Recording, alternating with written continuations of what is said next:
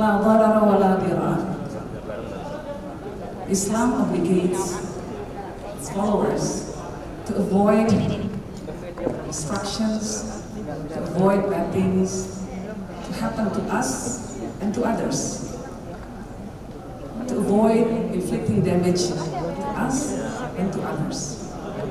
Yet we are seeing that there are so many problems that are still beset by the society, and some of them are actually man-made catastrophes.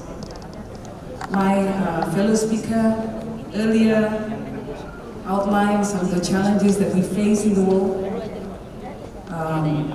Things like the challenge of climate change, for example, facing rising temperatures, sea levels also rising, extreme weather patterns that threaten the stability of ecosystems and human societies, as well as billions of people who live close to water levels. We also see the threat of pandemics. We just passed that, and now, thank God that we can resume that our normal lives now. Still, being able to meet face to face, being that human beings are social creatures. We see how COVID-19 pandemic has highlighted the fragility of global public health systems and the need for all of us to be prepared for potential future pandemics. We see that there are still a problem of economic inequality. Income and wealth disparities continue to grow globally, which of course exacerbates poverty and in turn increase social tensions that could lead to political instability. Of course, we see also the issues of political instability. We still see conflicts in regions such as Syria, Yemen, Afghanistan, and other parts of the Middle East and Africa, also in Ukraine. This all could lead to refugee crisis and increased terrorism and instability. We see the threat of cybersecurity, the increasing reliance on technology that has made individuals, organizations, governments, and infrastructure more vulnerable to cyber attacks and fraud. Also, despite the fact that this is probably something that we could never think of in the probably 20 years ago, but now we are seeing a real threat of nuclear weapons and proliferation. The threat of nuclear has always been a serious concern, and with many countries trying to acquire nuclear weapons capabilities, there is a strong need for effective disarmament and non-proliferation measures.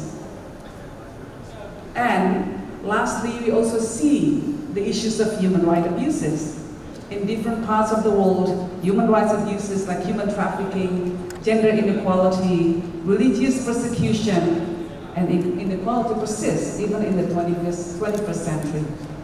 My distinguished fellow speaker here from ICRC earlier mentioned something about the Geneva Convention. I'd like to share with you actually the fact that before the Geneva Convention was even brought out to life, Islam actually had promoted a protection of human rights. Islam, Prophet Muhammad SAW had told the followers to respect the dignity of the combatants, of the people who are captured, of political prisoners.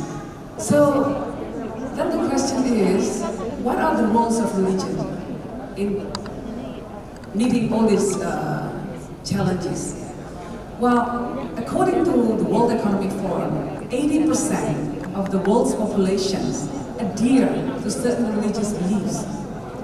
So religious people is a big, humongous force to be reckoned with that can be galvanized to do good in the society. In the issue of climate change alone, for example, if all religious leaders call for their followers to plant trees or to cut down the usage of one single plastic usage, for example, imagine the kind of impact that it will create. Islam is rahmatan lil alamin, not just rahmatan lil muslimin. Islam is a blessing to all, to the humankind, to the universe, not just to Muslims.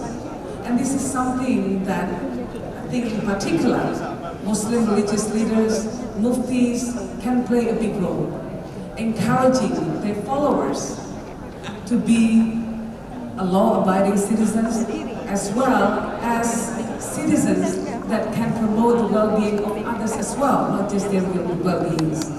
And religion, a big force in the society that can bring great positive impacts, should be looked at as a way to shape the future. So with that, I conclude. Thank you very much. Assalamualaikum warahmatullahi wabarakatuh. Waalaikumsalam. Thank you.